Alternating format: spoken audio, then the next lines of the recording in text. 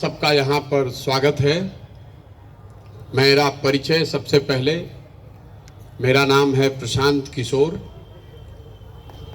और बिल्कुल बिहार के एक साधारण परिवार के लड़के हैं। हमारे दादा एक यहाँ पर साधारण मजदूर थे, बैलगाड़ी चलाते थे। अपने सभी बच्चों में गरीबी की वजह से सिर्फ एक हमारे बाबूजी को उन्होंने पढ़ाया। हमारे बाबूजी यहाँ सरकारी डॉक्टर थे। हमने अपनी जीवन की शुरुआत यहीं के सरकारी विद्यालयों से पढ़कर किया है। पटना साइंस कॉलेज में पढ़े, फिर आगे गए। माता पिता का आशीर्वाद है, ऊपर वाले की कुछ कृपा भी रही होगी। जीवन में कुछ हासिल कर लिए। 10 साल तक हमने संयुक्त राष्ट्र संघ में काम किया है।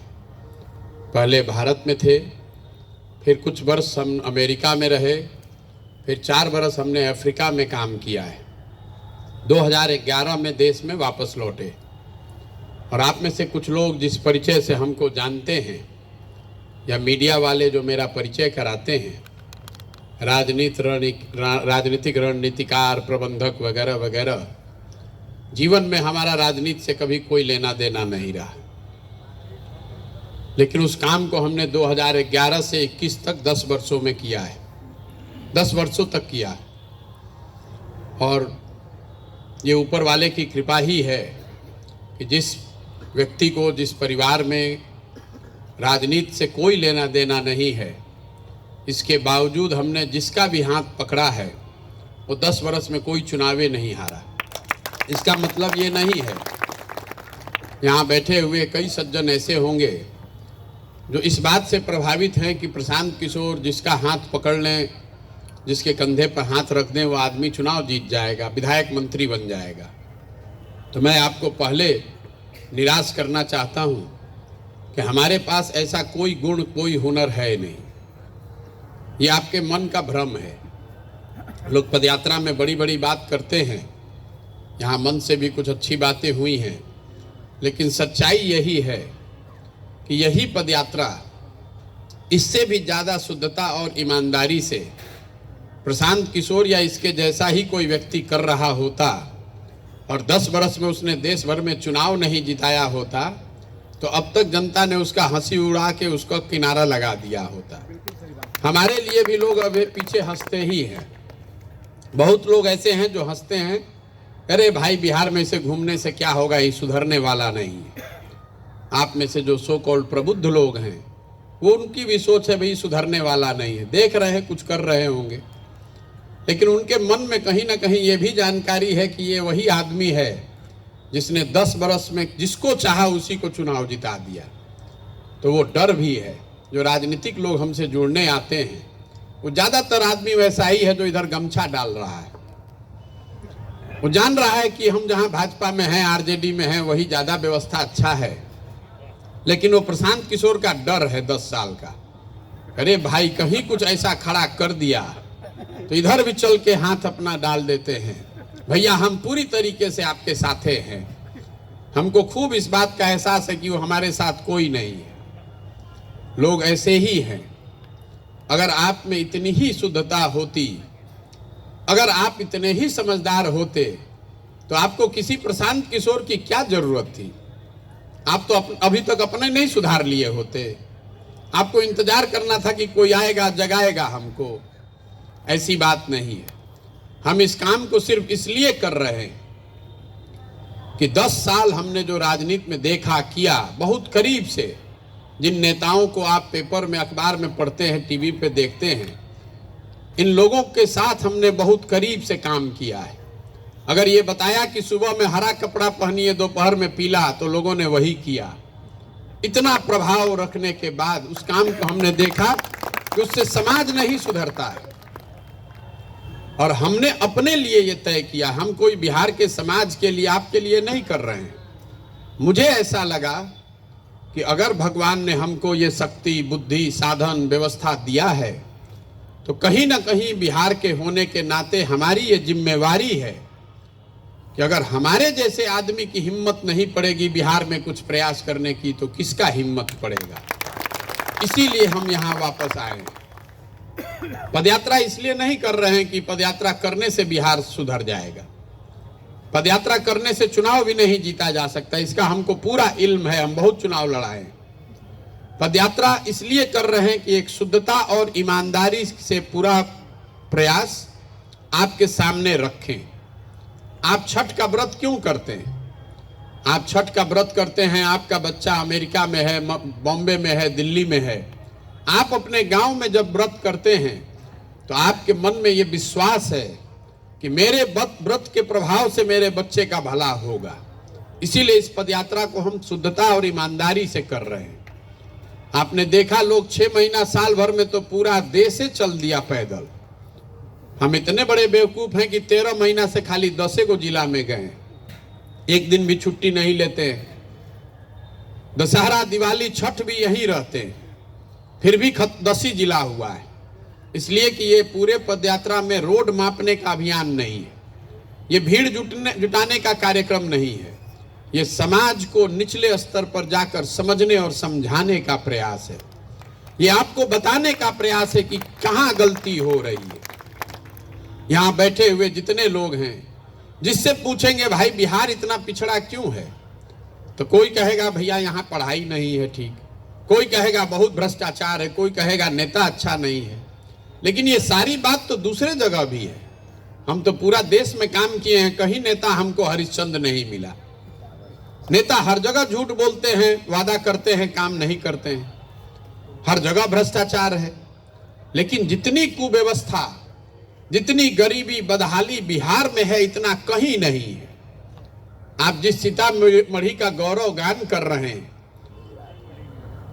बिहार में प्रति व्यक्ति आय है 35,000 रुपया, देश में सबसे कम 28वें नंबर पर हम लोग हैं देश में।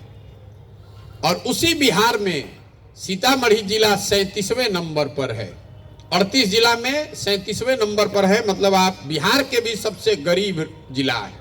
यहाँ प्रति व्यक्ति आय है 20,600 रुपया। बताइए कि हम लोग किस दुर्दशा में जी रहे हैं। आदमी खड़ा होता है, कहता है भैया सीता माता की धरती है। अभी बड़े बड़े इतिहास की भी बात हुई, ये बहुत गौरव की बात नहीं है। हम लोग बोलचाल की भाषा में कहते हैं कि जो अपना जीवन में कुछ नहीं करता है वो दादाजी का बात बतियाता है कि हमारे दादा के यहाँ हाथी बनता था। बिहार में लोगों का वही दुर्दशा है। हम लोग का वर्तमान इतना चौपट है कि हम लोग हमेशा मौर्य वंश का ही बात करेंगे, चाणक्य का बात करेंगे, बुद्ध का, महावीर का बात करेंगे। अपना बात कोई नहीं कर रहा है, यहाँ कुछ है ये नहीं है बात करने के लिए। आप देश के सबसे गरीब, सबसे पिछड़े, सबसे ज्यादा अशिक्षित और सबसे ज्यादा बेरोजगार राज्य है। कोई आज आकर हमको कहा भैया बिहार के लोगों को बाहर अपमानित किया जा रहा है। हम उसको यही बता रहे थे कि 2 करोड़ लोग अगर बिहार के जाकर बाहर मजदूरी करेंगे तो आपको अपमानित नहीं करेगा, तो आपको बॉस बनाकर कुर्सी पर बैठाएगा। आपके बच्चे, आपके हमारे बच्चे क्या कर रहे हैं? बिहार से जाकर बाहर देश भर में मजदूरी कर रहे हैं। तो पहली बात आप ये समझिए कि बिहार इतना गरीब है क्यों।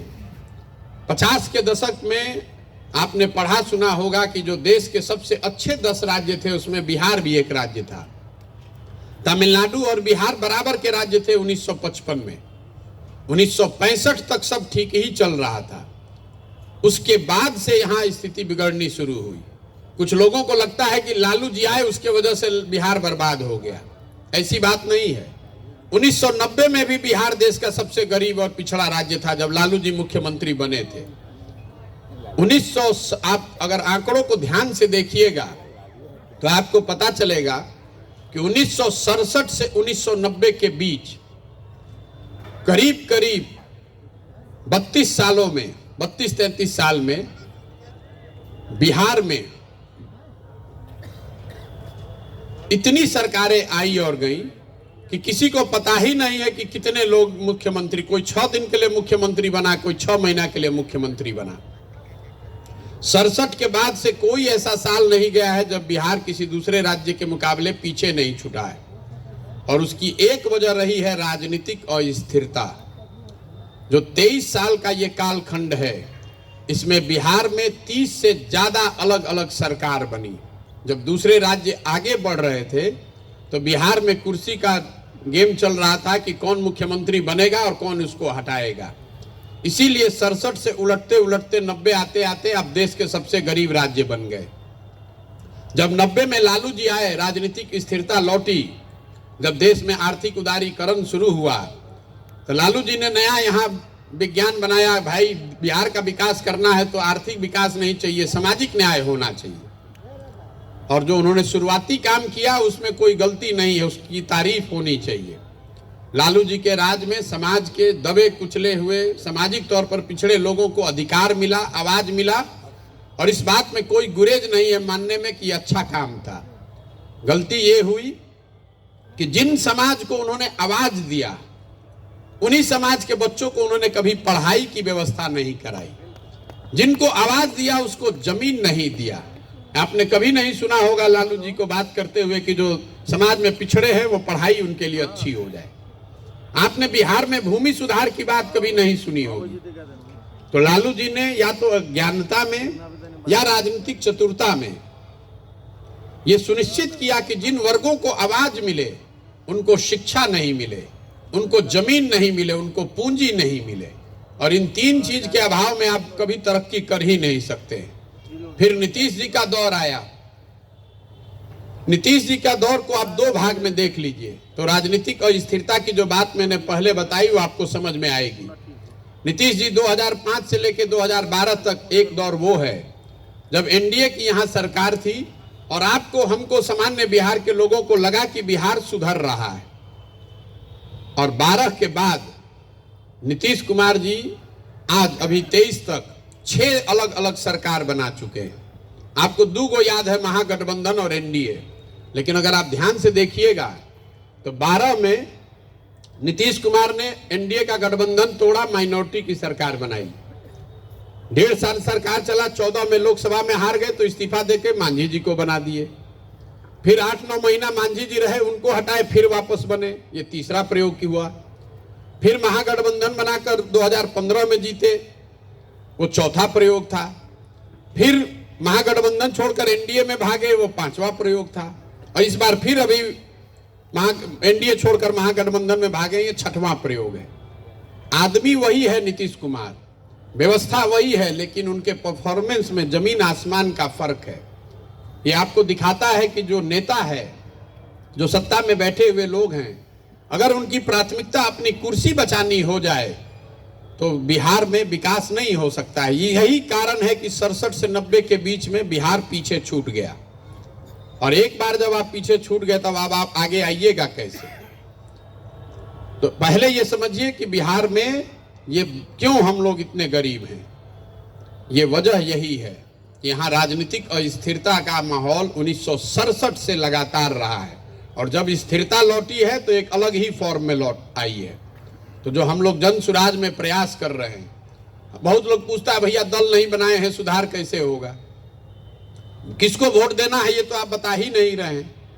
आप जरा याद कीजिए, महात्मा गांधी ने कहां आपसे वोट लेकर देश आजाद कराया? गांधी जी ने आपके पुरखों को कहां कहा कि हमको वोट दीजिए कि किसको वोट दीजिए? गांधी जी ने आपको ये बताया कि आजादी आपका अधिकार है, समाज को जगाया और आपको इस बात के लिए तैयार किया कि कल आजादी मिले तो आप उसको कैसे सरकार को चलाएंगे। तो ये जो प्रयास है, ये समाज में जाकर ये बताने का प्रयास है कि जब तक आप अपने और अपने बच्चों के लिए सजग नहीं होंगे तब तक आप किसी को वोट दे दीजिए, ये सुधरने वाला नहीं है। लालू नीतीश को दीजिए कि मोदी जी को दीजिए कि प्रशांत किशोर को दीजिए, ये नहीं सुधर सकता है, ये सुधरने वाला है ही नहीं। हम हर गांव में जाकर एक उदाहरण देते हैं, लोगों को बताते हैं, जिस गांव में जाइए कहता है भैया जनप्रतिनिधि मुखिया बड़ा चोर है। 2 बरस पहले मुखिया का चुनाव हुआ, आप लोगों में ज्यादा लोग उसमें नहीं शामिल होंगे, लेकिन हर गांव में ये बात मैं बताता हूं कि जब मुखिया का चुनाव हुआ तो 500-500 रुपया लेकर वोट बेचा बिहार के लोगों ने। मुर्गा भात खाकर वोट दिए आप, 2-2 गो पाउच पर वोट का सौदा किए आप, तो आपका मुखिया चोर नहीं होगा तो हरिश्चंद्र होगा। तो जो लोग सबसे ज्यादा चोरी कर रहे हैं वही आदमी 500 रुपया लेके वोट बेचा और कहता है ये भैया बिहार में बड़ा भ्रष्टाचार है। अरे जब चोरी की शुरुआत आप करेंगे तो नेता तो चोर ही न होगा भाई। अगर समाज चोर है तो नेता ईमानदार नहीं हो सकता है। नेताओं को गाली देना बंद कीजिए। अब 4000 गांव में हम अलग अलग बात बोलते हैं, लेकिन एक सवाल हमने 4000 गांव में पूछा, और अगर दावा करेंगे तो यहां पर भी पूछेंगे, रिजल्ट वही आएगा। हम 4000 गांव में लोगों से पूछे कि ये बताइए कि आपके गांव और पंचायत में पढ़ने की अच्छी व्यवस्था होनी चाहिए कि नहीं। करीब करीब 100% आदमी हाथ उठाता है, वीडियो में रिकॉर्ड होता है कि ना भैया पढ़ने का व्यवस्था तो जरूर होना चाहिए। जो खुद लोग अनपढ़ हैं, जो लोग अगड़े हैं, पिछड़े, हिंदू, मुसलमान, महिला, पुरुष, गरीब, अमीर, सब बोलता है कि ना भैया पढ़ने का व्यवस्था तो होना ही चाहिए। साथ में उसको ये पता नहीं है कि दूसरा सवाल क्या आ रहा है। दूसरा सवाल पूछते हैं कि अच्छा अब सब आप लोग अपने अपने बच्चों के नाम पर ये बताइए कि आप में से किसने जीवन में एक बार भी पढ़ाई के लिए वोट दिया है। आपको आश्चर्य नहीं होना चाहिए, अभी तक 13 महीना में एक आदमी ने भी हाथ नहीं उठाया है कि हमने भैया पढ़ाई के लिए वोट दिया। यही दुर्दशा का कारण है। और आप यहाँ सीतामढ़ी में प्रबुद्ध के श्रेणी में आते हैं तो आपका दुर्दशा भी इससे बढ़िया नहीं है। कोई जात के नाम पर लालू जी का बंधुआ मजदूरी कर रहा है, कोई धर्म के नाम पर मोदी जी का बंधुआ मजदूरी कर रहा है। आप लोग कह रहे हैं कि भैया हम लोग सांसद को कहां वोट दिए, हम तो मोदी जी को दिए हैं। ज्यादातर लोग ये बोलते हैं। शहरों में स्थिति है, आपने, हमने, सबने मोदी को, भाजपा को वोट दिया है। आपने पढ़ाई के लिए वोट नहीं दिया है। जहां जाइए कहता है रीगा चीनी मिल नहीं चालू हुआ है। आप रीगा चीनी मिल पर कब वोट दिए थे भाई? आपको तो पुलवामा पर वोट देना है, आपको राष्ट्रवाद पर वोट देना है, आपको राम मंदिर पर वोट देना है। तो बिहार में शिक्षा की बात क्यों कर रहे हैं आप? कभी आपने सोचा कि जो मोदी देश के प्रधानमंत्री हैं, गुजरात के भी प्रधानमंत्री हैं और बिहार के भी प्रधानमंत्री हैं, गुजरात में वही मोदी जी फैक्ट्री लगवाए, वही मोदी जी 1 लाख करोड़ का बुलेट ट्रेन बनवा रहे हैं, वहां रोज विकास हो रहा है। आपके हमारे बच्चे जाकर वहां मजदूरी कर रहे हैं, लेकिन मोदी जी ने बिहार के लिए कुछ नहीं किया। क्यों नहीं किया? आपको क्या लगता है बिहार में, देश में कौन ऐसा उद्योगपति है जिसको मोदी अगर कह दें कि तुमको रीगा चीनी मिल चालू करना है, किसका दम है कि वो कह दे कि नहीं करेंगे? मोदी जी के लिए 5 मिनट का काम है। क्यों नहीं किया उन्होंने? इस पर तो आपको चिंतन करना चाहिए। मोदी जी को वोट दिए हैं देखकर आप। 2 वजह है कि मोदी जी या कोई भी प्रधानमंत्री बिहार में उद्योग नहीं लगाता है। पहली बात, गुजरात का आदमी, हम मोदी जी के साथ काम किए हैं। गुजरात में आप कहीं जाइएगा तो लोग ये बताएगा कि वोट तो देंगे लेकिन ये फैक्ट्री लगना चाहिए, रोजगार होना चाहिए, विकास होना चाहिए, सड़क होना चाहिए। तो मोदी जी पर भी वो दबाव है कि अगर वो विकास नहीं होगा तो गुजरात का आदमी वोट नहीं देगा। बिहार में हम लोग कह रहे हैं मोदी जी चिंता मत कीजिए, अरे 4 किलो अनाज आप भीख में दे रहे हैं हम लोग को, बोरा में भर के हम लोग वोट आपको दे देंगे। काहे मोदी जी आपको बुलेट ट्रेन बनाएंगे भाई? सीतामढ़ी निर्मली लाइन काहे बनेगा? 2000 करोड़ का ट्रेन का लाइन है। आज से 18 बरस पहले लालू जी ने घोषणा किया था। हमको लोग बता रहे हैं भैया किसी तरह ये लाइनवा चालू हो जाता ना। देखिए बिहार का दुर्दशा। मोदी जी को आपने वोट दिया है, उनका चेहरा देख के, भैया हम लोग सांसद को नहीं जानते हैं, मोदी जी को वोट दिए हैं। मोदी जी गुजरात में बुलेट ट्रेन बना रहे हैं। बुलेट ट्रेन बनाने का खर्चा है 1 लाख करोड़ रुपया। 1 लाख करोड़ रुपया। गुजरात से मोदी जी का कितना एमपी जीत कर गया है? 26 गो। हम लोग कितना जिताए हैं? 39 गो। और हम लोग को निर्मली सीतामढ़ी पैसेंजर भी नहीं मिलने वाला है। काहे मिलेगा? यहाँ के आदमी को मुफ्त में ही वोट देने का आदत है। बिहार के आदमी को और कुछ आए चाहे नहीं, राजनीति पर चर्चा करने खूब आता है। अपने घर में पढ़ाई नहीं है, रोजगार नहीं है, खाने का ठिकाना नहीं है, लेकिन 5 आदमी जहां बैठेगा तो बैठ के राजनीति बतियाएगा। हम रास्ते में चले हैं तो आपको बताना चाहते हैं, हमको गांव देहात में ऐसा आदमी भी मिला जो इजराइल फिलिस्तीन की बात कर रहा है। भैया गाजा में क्या होना चाहिए? भैया यूक्रेन में कैसे लड़ाई रुकेगा? मजाक नहीं कर रहे हैं, सही में बैठ के लोग आधा घंटा समझाते हैं कि यूक्रेन में किसका गलती है भैया। बिहार में लोगों को और कुछ हो चाहे नहीं, इस मिट्टी की ताकत है। यहाँ के बच्चों को, यहाँ के लोगों को राजनीति की खूब समझ है। खाली उसको ये नहीं समझ है कि अपने बच्चे का कपड़ा कैसे होगा, अपने बच्चों के लिए रोजगार कैसे होगा, कोई चिंता ही नहीं है यहाँ के लोगों को। अभी हम गए थे बरगेनिया, आपके यहाँ ब्लॉक है, एक प्रखंड है बरगेनिया। हम जब 3-4 घंटा चल लिए, ऐसा लगा कि प्राण निकल जाएगा, इतनी घबराहट हुई वहां की गरीबी और बदहाली देखकर। जो लोग वहां आए थे चाय पीने के लिए, हम रुकते हैं आधे रास्ता चलने के बाद हर दिन, लोग एकदम इत्मीनान से बैठे हुए उसी दुर्दशा में। हम पूछे, भाई इतना गरीबी तो, हम इतना प्रखंड 200 से घूम कर आ रहे हैं, इतना गरीबी तो कहीं नहीं देखे। क्या कहिएगा भैया, ऐसे ही चल रहा है। उसी प्रखंड से 1 लाख मुसलमान जाकर वोट देता है लालटेन को। कैसे सुधरेगा बताइए? आप कहते हैं भैया हमारा सड़क खराब है, तो सड़क का मंत्री कौन है? तेजस्वी यादव। आप कह रहे हैं कि अस्पताल दवाई डॉक्टर नहीं है, तो स्वास्थ्य मंत्री कौन है? तेजस्वी यादव। आप कह रहे हैं नाली गली, अभी आपके यहाँ गए थे सीतामढ़ी में, आज सुबह मंदिर से निकले तो बांध वाला जो रोड है वो गांव का सड़क सब उससे बढ़िया है। आप कह रहे हैं कि भैया नाली गली एकदम जीना मुहाल है, तो ग्रामीण कार्य मंत्री कौन है? वो भी तेजस्वी यादव। आप कह रहे हैं भैया पढ़ाई तो बिल्कुल ध्वस्त हो गया, तो शिक्षा मंत्री कौन है? वो भी लालटेन के चंद्रशेखर यादव। और उसी लालटेन को जाकर मुसलमान भाजपा के डर से या लोग जाति के नाम पर वोट देंगे, तो कैसे आपके बच्चों का भला होगा? बहुत लोग कहता है भैया हमारे पास विकल्प नहीं है। जिसको जब निरुत्तर हो जाता है आदमी, तो कहता है भैया हमारे पास विकल्प नहीं है, किसको वोट दें? ये बिल्कुल आपका ढोंग है। हम आपको एक उदाहरण अभी दे देते हैं। यही बगल का आपका लोकसभा क्षेत्र है वैशाली, जिसकी चर्चा हो रही थी। वैशाली में एक बड़े नेता थे रघुवंश प्रसाद सिंह जी। हमारे दल के नहीं हैं, हमारे जात के नहीं हैं, हमारे विचारधारा के नहीं रहे, लेकिन वैशाली जाइए या देश में जो भी लोग बिहार में उनको जानता है, कोई भी यही कहेगा कि नहीं गलत आदमी नहीं थे, अच्छे नेता थे, ईमानदार थे, उन्होंने कुछ सुधारने का, अच्छा करने का प्रयास किया। वैशाली में जब हम पैदल चल रहे थे तो गांव-गांव हमने लोगों से पूछा, भैया यहाँ ग्रामीण सड़क कुछ बढ़िया स्थिति में दिख रहा है, ये काम सब कब किसने कराया है? तो बोला भैया जब रघुवंश बाबू ग्रामीण विकास मंत्री थे तो वही सब काम कराए। रघुवंश बाबू 2014 में लोकसभा का चुनाव लड़े वैशाली से, तो वैशाली की प्रबुद्ध जनता, जिसके जमीन की इतनी चर्चा हो रही थी, वैभव की, लोकतंत्र की जननी होने की, उसी वैशाली की प्रबुद्ध जनता ने रघुवंश बाबू को हराया और जिताया किसको? रामा सिंह को। उनकी छवि क्या है वो आप में से ज्यादातर लोग जानते हैं। रघुवंश बाबू को हराया और जिताया रामा सिंह को। मान लीजिए 14 में काहे जिताए भाई? कहा भैया मोदी का लहर था, गलती हो गया।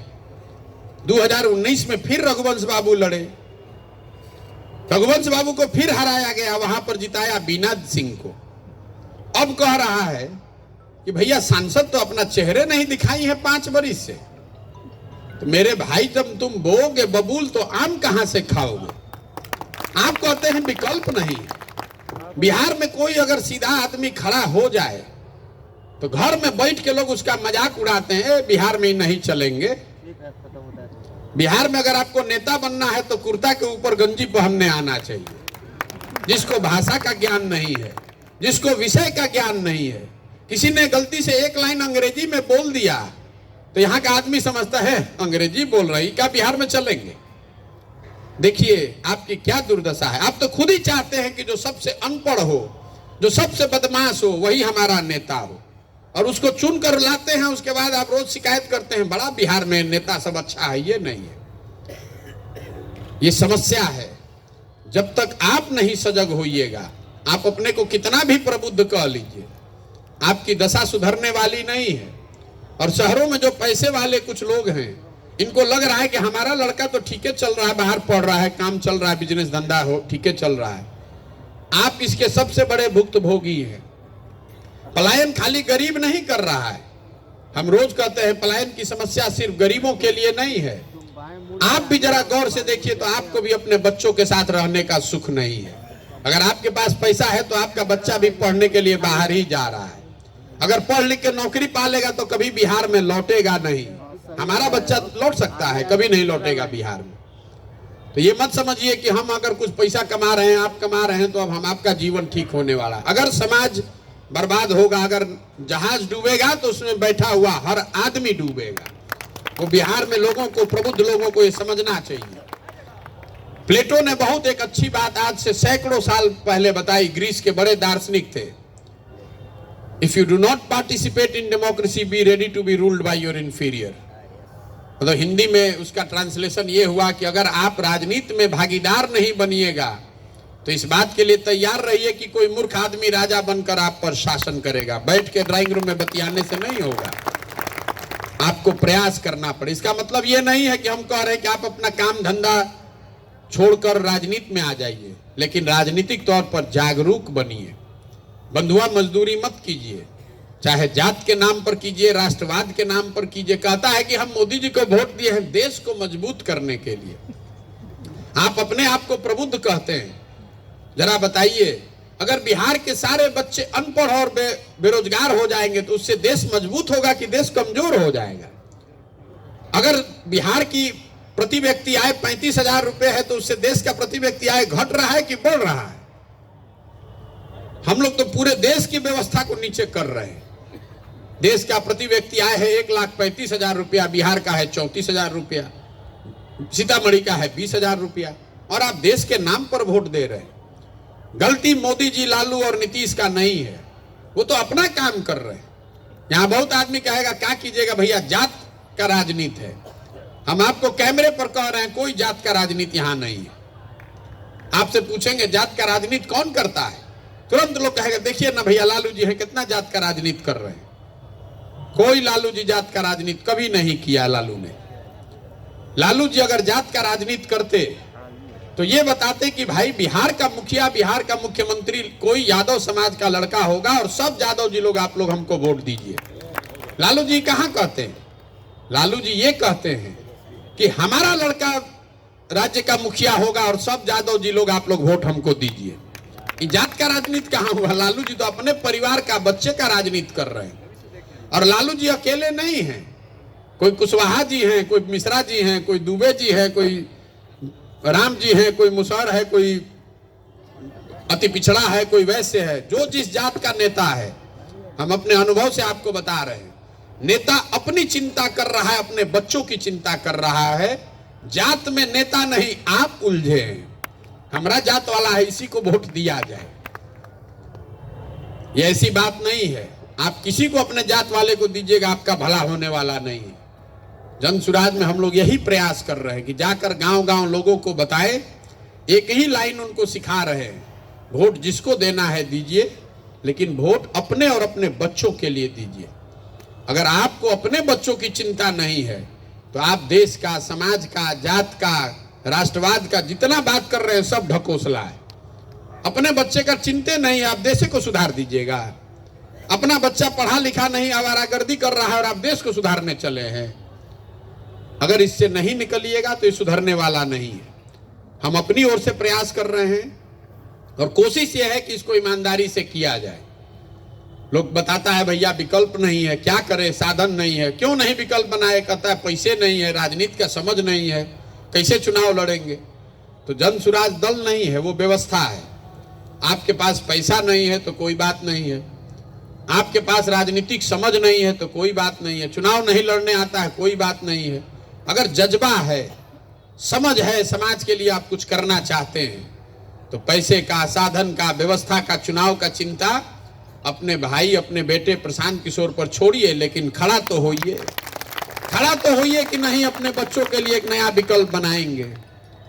तमिलनाडु आज देश का सबसे अग्रणी राज्य है। तमिलनाडु में कोई भाजपा का सरकार 75 साल में नहीं बना। मोदी जी वहां नहीं गए हैं।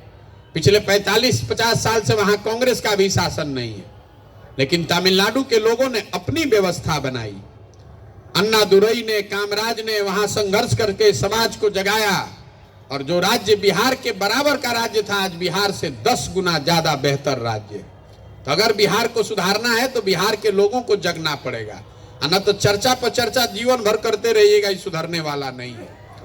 हम अपनी ओर से एक छोटा प्रयास कर रहे हैं। अभी तक का मेरा जो अनुभव है, मुझे लगता है कि इसको किया जा सकता है। कई लोगों को आपको लगेगा अरे भैया देखा जाएगा, चुनाव में जीतेंगे हारेंगे। मैं आपको बिल्कुल आश्वस्त कर रहा हूं, जीत और हार की चिंता किए बगैर हमने अपने जीवन के लिए संकल्प लिया है कि हमको इसको करना ही है। बिहार को सुधारे बगैर मानेंगे नहीं, चाहे 5 बरस लगे, 10 बरस लगे, चाहे जितना संसाधन लगे, जितना व्यवस्था लगे। हम लोग भोजपुरी में कहते हैं कहावत, बज के बूझना बूझ के बजना। तो हम पहले कैटेगरी वाले नहीं हैं, बजने के बाद नहीं बूझने का प्रयास करते हैं। अगर आए हैं तो हमको मालूम है कि ये टेढ़ा काम 50 बरस की बिगड़ी हुई व्यवस्था है। इसको करने के लिए क्या संसाधन लगेगा, क्या व्यवस्था बनानी पड़ेगी, कितना पसीना बहाना पड़ेगा, सब सोच समझ कर आए और इसको करके दिखाएंगे आपको।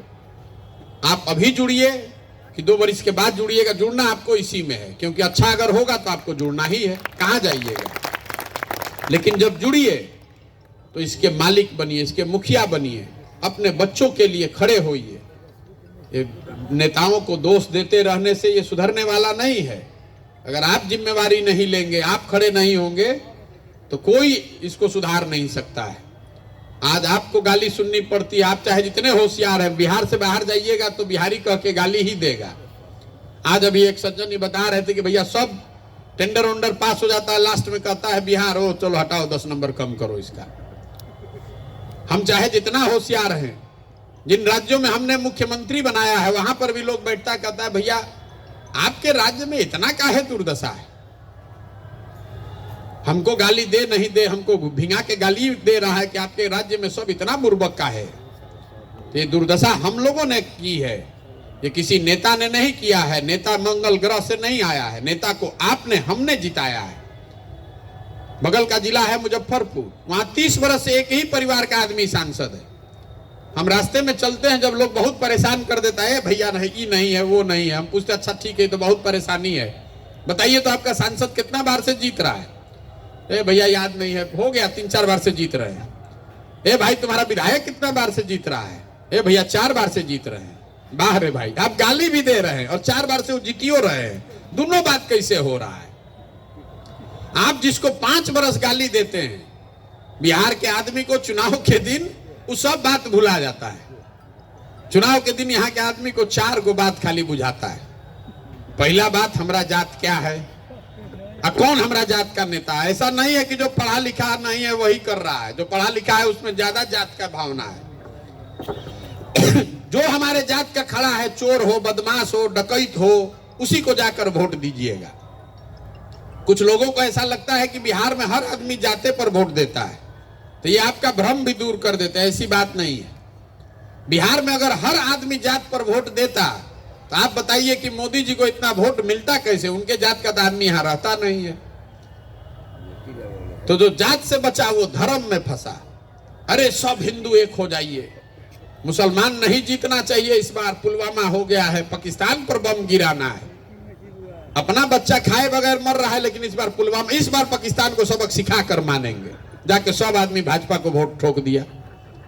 जो दोनों से बचा तो कहता है भैया लालू जी का जो राज था ना, अरे कुछ हो जाए लालू को नहीं लौटना चाहिए। तो चुनाव के 2 दिन पहले तक भाजपा के विधायक को बैठ के गरियाता है घर में। अब वोट के दिन कहेगा ए भाई देखो ललटेन जीत जाएगा, डर के मारे जल्दी चलो चलो कुछ हो, चलो भाजपा वाला ठीक है, 2 गो रोटी कम में मिलेगा, बिजनेस नहीं चलेगा, कम से कम रंगदारी तो नहीं होगा, अपहरण तो नहीं होगा। तो लालू के डर से जाके भाजपा को देगा। और चौथा, हम लोग के ये मुसलमान भाई लोग हैं, इन लोग का दुर्दशा सबसे ज्यादा है समाज में। ये लोग कह रहा है भैया जिए चाहे मर जाए भाजपा को तो वोट नहीं देंगे। भाजपा तो मुसलमान विरोधी पार्टी है। तो भाई बिहार में बचा को, बिहार में तो 2 ही दल हम लोग के पास है, एक मोदी जी का भाजपा, एक लालू जी का ललटेन। एगो हमारे नीतीश कुमार है, इनका पता ही नहीं कि कितना देर ललटेन लेके चलेंगे और कब उछल के कमल पर बैठ जाएंगे। तो जो मुसलमान है वो कहता है भैया जिए चाहे मरे, खाए चाहे मत खाए, है ललटेन दिख रहा है, इसी में किरासन तेल बन के जलेंगे। आप बताइए, इसी 4 चीज पर ना वोट पड़ा है। काहे के लिए घंटों घंटा मंथन कर रहे हैं? ए भैया पढ़ाई होना चाहिए, अरे फैक्ट्री चलना चाहिए, अरे भ्रष्टाचार कम होना चाहिए। आप जानते हैं, हम जानते हैं, सब ने तो जानता है, चुनाव होगा तो बिहार की जनता इसी 4 चीज पर वोट देगा। कैसे सुधरेगा? नहीं सुधर सकता है। इसलिए जगिए, खड़े होइए। समाज में कोई गलती नहीं है। आप अगर सजग होइएगा तो आप में वो क्षमता है। कहता है बिहार में अच्छा आदमी बचा कहाँ है?